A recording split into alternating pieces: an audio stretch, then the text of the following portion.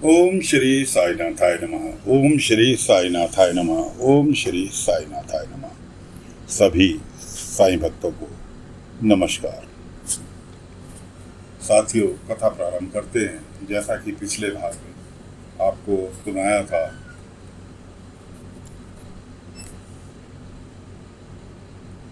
आगंतुक बाबा जो हैं, बाबा के पास रह रहे हैं,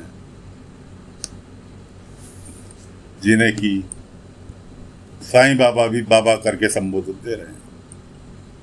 आपको सुनाया था कि सभी गांव वाले द्वारका माई के सामने गेट के बाहर खड़े हो गए।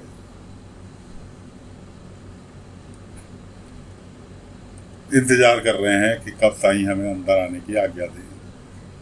बाबा ने उनसे कहा कि आप इन सभी की आंखों में देखो। आप कहते हैं ना कि इंसान की आंखें उसकी सच्चाई बयान करती है। इनकी सभी की आंखों में देखो ना।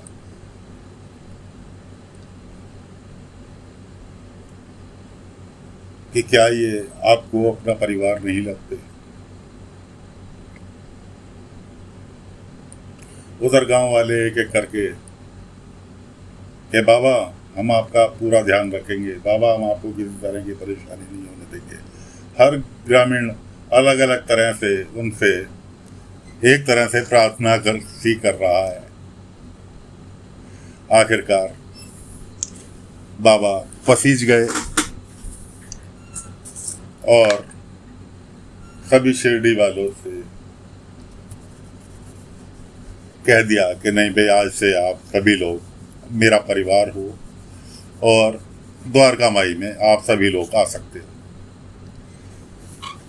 सभी गांव वालों ने हर्षोल्लास के साथ खुशियां मनाई।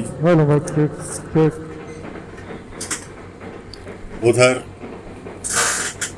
इस काम से फ्री होकर बाबा बैठे ही थे द्वारका माई में। सभी लोग अपने अपने घर चले गए। बाबा द्वारका माई में बैठे ही थे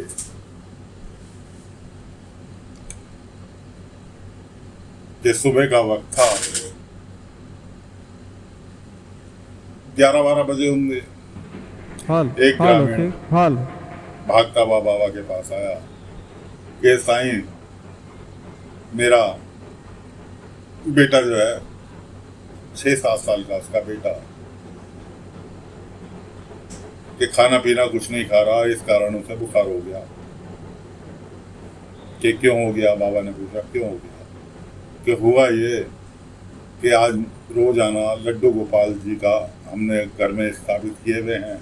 रोजाना भोग में लगाता हूँ, खाना बनने के बाद भोग में चढ़ा कर जाता हूँ जब काम पर निकलता। आज मुझे जल्दी जाना था।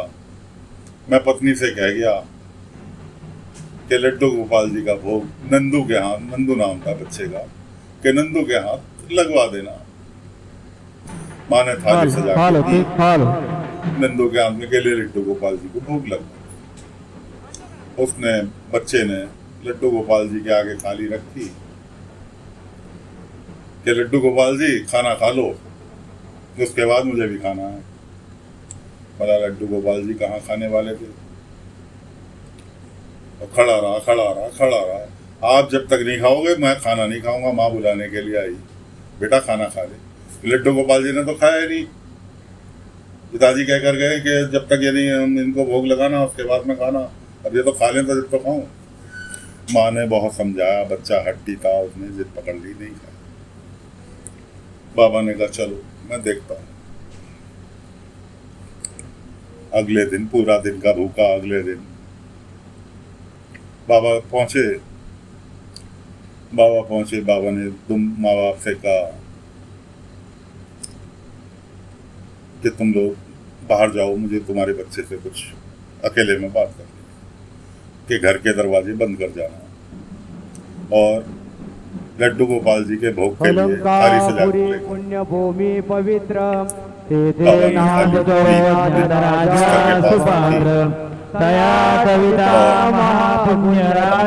में नमस्कार माझा श्री सद्गुरु ज्ञानेश्वराजी कुंडलिकावदेव श्री ज्ञानदेव तुकाराम पंढरीनाथ भगवान की जय। महाराज की जय। सद्गुरु साईनाथ महाराज की जय। जय जय राम कृष्ण हरि। जय जय राम कृष्ण हरि। जय जय राम कृष्ण हरि। जय जय राम कमरे में कृष्ण हरि। एकदम जय जय राम कृष्ण हरि। जय जय राम कृष्ण हरि। जय जय राम कृष्ण हरि। जय जय राम कृष्ण हरि। जय जय राम कृष्ण हरि। जय जय राम कृष्ण। जय जय राम कृष्ण हरि। जय जय राम। रूप पाहता लोचनी। रूप पाहता लोचनी। सुख झाले हो साजनी। सोहा विठ्ठल वरवा। माता पिता उसके अंदर आए, देखा थाली खाली। बच्चे ने कहा मेरे साथ लड्डू गोपाल जी ने खाना खाया, मुझे भी खिलाया और खुद भी खाया। बाबा ने कहा नंदो आज तो बाबा लड्डू गोपाल जी तुम्हारी प्रार्थना पर आ गए, लेकिन क्योंकि भगवान को हर भक्त भोग लगाता है। अब हर जगह अगर वो जाने लगे तो बाकी कामों के लिए समय ही नहीं माधव वरवा। तोहा विठ्ठल इधर सुबह का वक्त था, तोहा विठ्ठल वरवा। तोहा माधव बरवा। तोहा विठ्ठल बरवा। तोहा विठ्ठल बरवा। बहुत सुकृताची जोडी। बहुत सुकृताची जोडी। म्हणून विठ्ठल आवडी।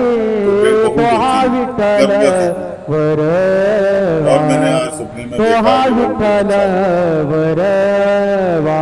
म्हणून विठ्ठली आवडी। तोहा विठ्ठल बरवा। तोहा विठ्ठल बरवा। सर्व सुखाचे आगर। लेकिन सर्व सुखांचे ऐसे सपने सच होते कैसा बाप रखुमा ताई नाम सुखदाई। ताई नाम सुखदाई। क्या साईं मेरे से 20 उम्र में क्या क्या कर्म कराओगे? के दो अक्षर में। साई नाम के दो अक्षर में। साई नाम के दो अक्षर में। साई नाम बाबा ने कहा एक एक कदम धीरे धीरे बढ़ा। सब सुख शांति समाये।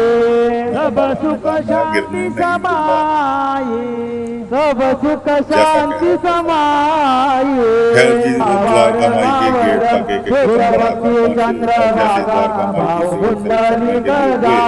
गिरने को लिए हुए तुरंत उनके बेटे आके थाम लिया, आंखें खुली तो दोनों बेटे उनकी बहू साथ में नवजात शिशु उन्हें बड़ा अचंभा हुआ।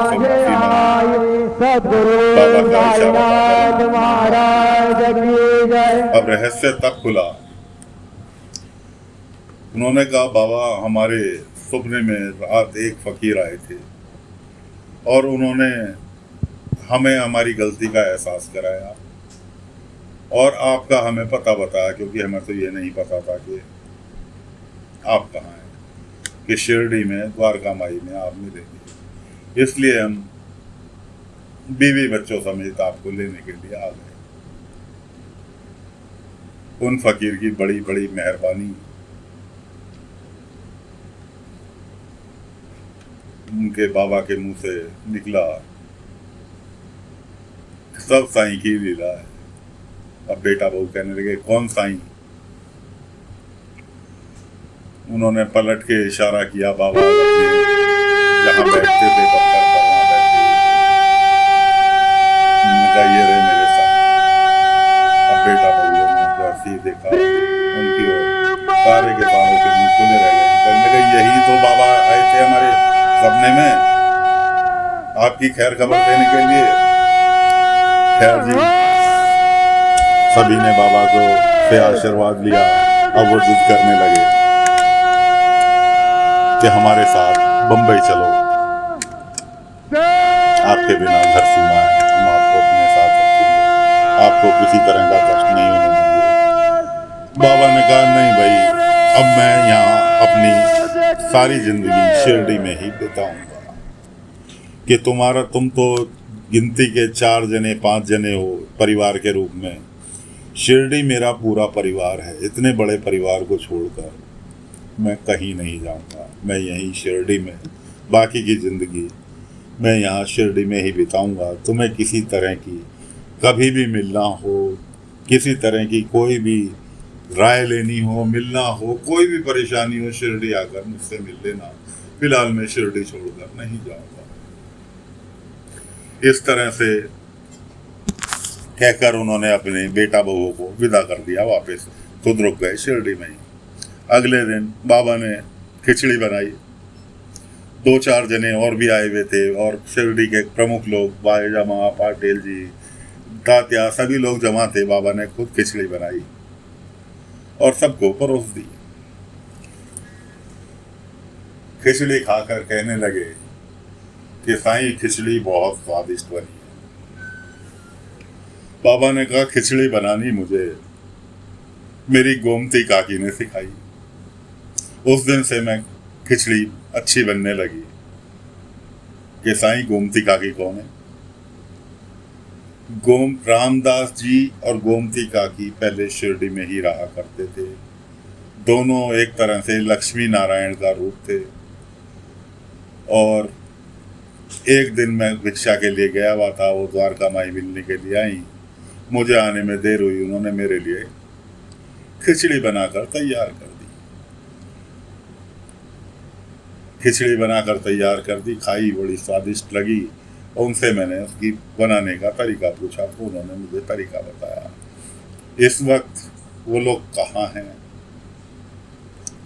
फिलहाल उधर गोमती काकी और रामदास जी बंबई में रह रहे हैं। रामदास जी समाज सेवक हैं।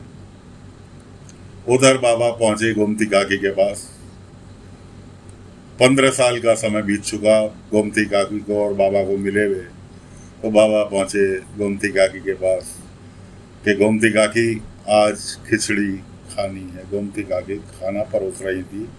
किसके लिए परोस रही थी ये नहीं पता, लेकिन उनके हाथ में खानी खिचड़ी ही बना रखी थी कि गोमती काकी आपके हाथ की खिचड़ी खानी है। गोमती काकी ने कहा लो साईं, आज इतने दिनों बाद आपको मेरी कैसे याद आ गई? और उन्होंने बाबा के आगे करके जैसे ही आंखें झपकी, बाबा गायब। गोमती काकी के एक बेटी थी, उन्होंने अपने पति से, रामदास जी से जिक्र किया कि ऐसे ऐसे आज इतने सालों के बाद साईं मेरे हाथ की खिचड़ी खाने के लिए आए थे और बिना खाए ही लौट गए। कुछ तो कारण है कि साईं ने मुझे इतने सालों के बाद दर्शन दिए और खिचड़ी की डिमांड। रामदास जी एक बहुत बड़े समाज सेवक थे। यूँ तो वो पेशे से वकील थे, लेकिन बहुत बड़े समाज सेवक थे। घर में हमेशा उनकी बेटी उनसे नाराज रहती थी, क्यों वो अक्सर समाज सेवा के चक्कर में जो घर से खाना ले जाते थे, अपने काम से समय निकाल कर समाज सेवा में लगाते थे। कभी भिखारियों को खाना खिलाने चले गए। इस तरह से उनका जीवन यापन चल रहा था। तो साथियों, फिलहाल कथा को यही विराम देते हैं। अगले अंक में आगे की कथा गोमती काकी और रामदास जी आगे लेकर चलेंगे। आज्ञा दीजिए, फिलहाल कथा को यही विराम देते हैं। ओम साईं राम, ओम साईं राम, ओम साईं राम।